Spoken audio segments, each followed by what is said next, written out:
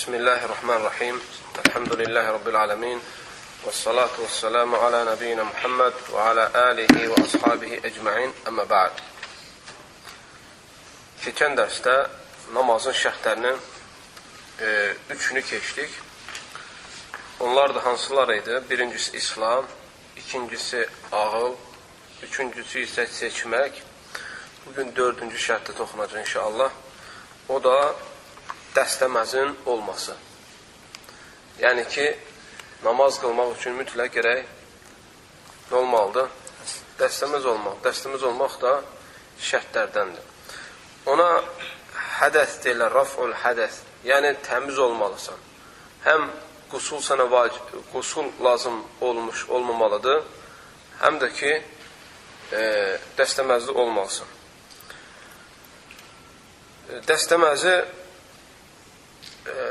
pozan çox şeylər var, onu zikr eləyəcək. Lakin, umumən, bütün dəstəməzi pozan şeylərdən uzaq olmuş olmalısan. Namaza başlamazdan qabaq. Deməli, dəstəməzli olmaq da namazın nələrindəndir? Şərtlərindəndir. Dəstəməzi olmamaq, yəni hədəsdə olmaq, iki qismə bölünür. Birincisi, hədəsin əkbar, böyük dəstəməzsizlik, böyük pak olmamaq deyək. İkincisi isə kiçik. Böyük hədəs hansıdır? Hansı ki, qusulu vacib edir. Qusulu vacib edən hər şeydən uzaq olmuş olmalısan. Namazın şərtlərindəndir bu.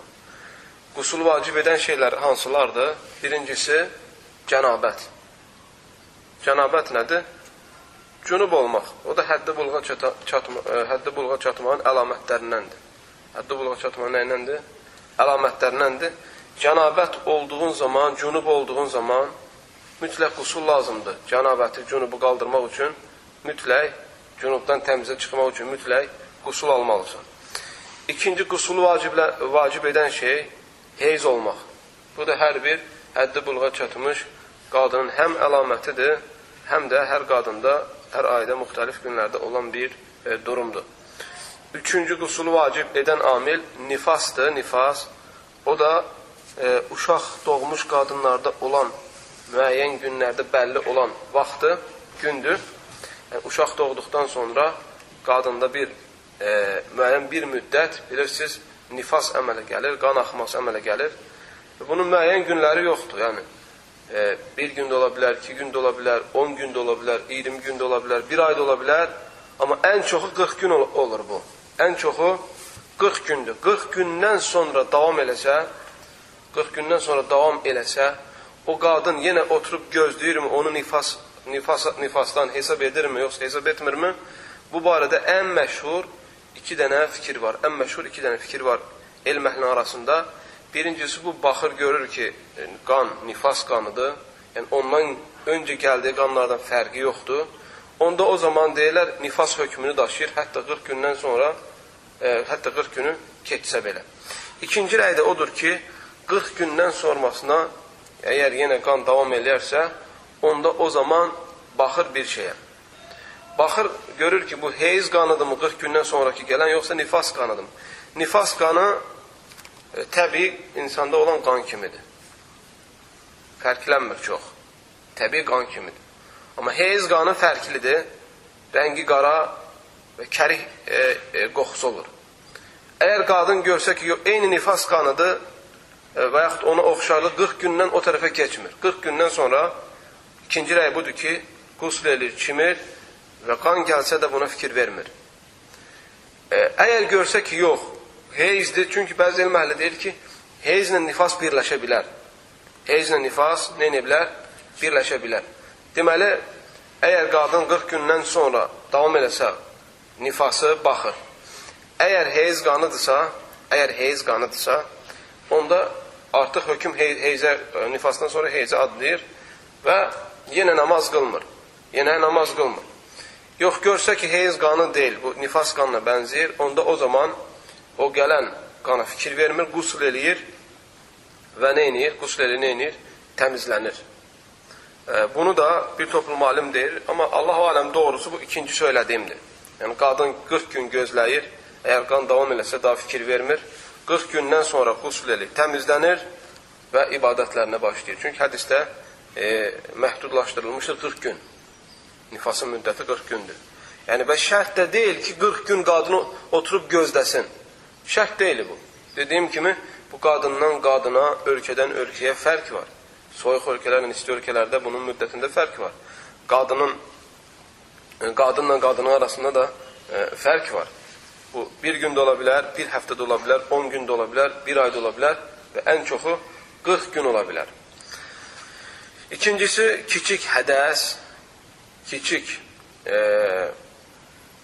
belə deyək, bu, dəstəmazı pozan, qusulu pozan, yəni insanı təmizlikdən çıxardan amil, təmiz olmasından, pak olmasından, mənəvi tərəfdən pak olmasından çıxardan amil, o da dəstəməzi vacib edən nə olursa olsun, mütləq ondan da təmiz olmalısan. Həm cənabətdən təmiz olmalısan, yəni qısacası, həm yəni ki, dəstəməzin namazın 4-cü şərti nədir? Həm dəstəməzdən təmiz olmalısan, həm də qusuldan. Yəni, həm qusulun olmalıdır, qusullu olmalısan, yəni təmiz olmalısan, qusul sənə vacib olmamış olmalısan, həm də dəstəməzdə olmalısan, dəstəməzi pozan şeylərdən uzaq olmalısan. Təbii ki, dəstəmazı da, qusulu da nə ilə etməlisən? Su ilə. Dəstəməzi də aradan qaldıran, qusulu da aradan qaldıran nədir? Sudur. Əsl nədir? Su. Bir adam cünub oldusa, dəstəmazı pozuldusa, mütləq su ilə ya qusul etməlidir, ya da dəstəməz almalıdır. İki şərtdən başqa. Əgər bir insan su tapmasa, cənabəti aradan qaldırmaq üçün, və yaxud dəstəməzi almaq üçün, və yaxud dəstəməzi pozan şeyi qaldırmaq üçün, əgər su tapmasa, onda o zaman təyəmmüm eləyir. Və yaxud da əgər su tapsa, amma işlətməyə qadir deyilsə, suyu işlətməyə qadir deyilsə, onda o zaman yenə təyəmmüm eləyir. Bu, işlətməyə qadir deyil kəlməsində iki məna var. Birincisi, nə deməkdir? Tutaq ki, su var, görürsən suyu, amma suyu götürməyə qadir deyilsin. Tutaq ki, qayanın dibindədir, uçurumun dibindədir, ora düşə bilmirsən. Amma var, görürsən suyu. Düşə bilmirsən. Qadir deyilsən düşüb suyu götürməyə. Və yaxud da bir böyük bir quyunun dibindədir. O sular olur ha. Quyu suları olur. Artizan kimi. Və yaxud düşə bilmirsən. İkinci mənası da, qadir deyilsən sözünün, ikinci mənası da xəstəsən. Su var, amma işlədə bilmirsən. Xəstələnmişsən və sənə su işlətməyin, sudan istifadə etməyin, qusuldur, dəstəmazdır, xəstəliyin artmasına səbəb ola bilər. Xəstəliyin artmasına səbəb ola bilər. Onda o zaman, hətta su olsa belə, suya toxunmursan, sadəcə təyəmmüm edirsən, ta şəfa tapana kimi. Qusul məsələsinə gəlmişkən, qardaşlar, ondan qabaq bunun dəlili odur ki, Peyğəmbər s.ə.v deyir ki, müsəlman üçün torpağın üzü təmizdir. Toz müsəlman üçün təmizdir, yəni dəstəmazı əvəz edicidir. Hətta müsəlman 10 il belə su tapmasa da, müsəlman su olmayan yerdə və yaxud qadir olmayan yerdə torpaqla təmizliyini edə bilər. Əgər Peyğəmbər s.ə.v deyir ki, əgər su tapsa, onda o zaman mütləq su ilə təmizlənməlidir və bunun üçün daha xeyirlidir. Hədis İmam Tirmizi rivayət edib 124-cü rəqəmli hədisdə və həmçinin başqaları Əbu Zər radiyallahu anhudan İmam Tirmizi deyir ki, hədis həsən səhihdir. Şeyx Albani də bu haqda danışır İrva-ül Qalildə 153-cü səhifədə. Aleykümselam.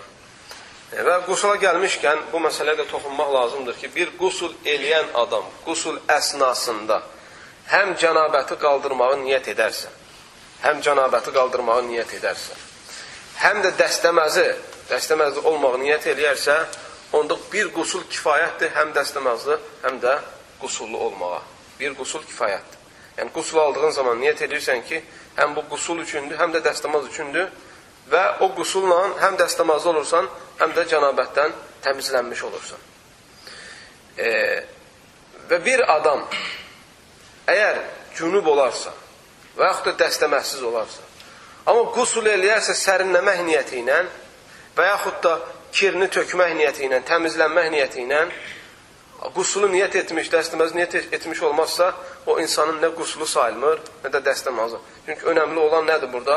Niyyət. Önəmli olan nədir? Niyyətdir.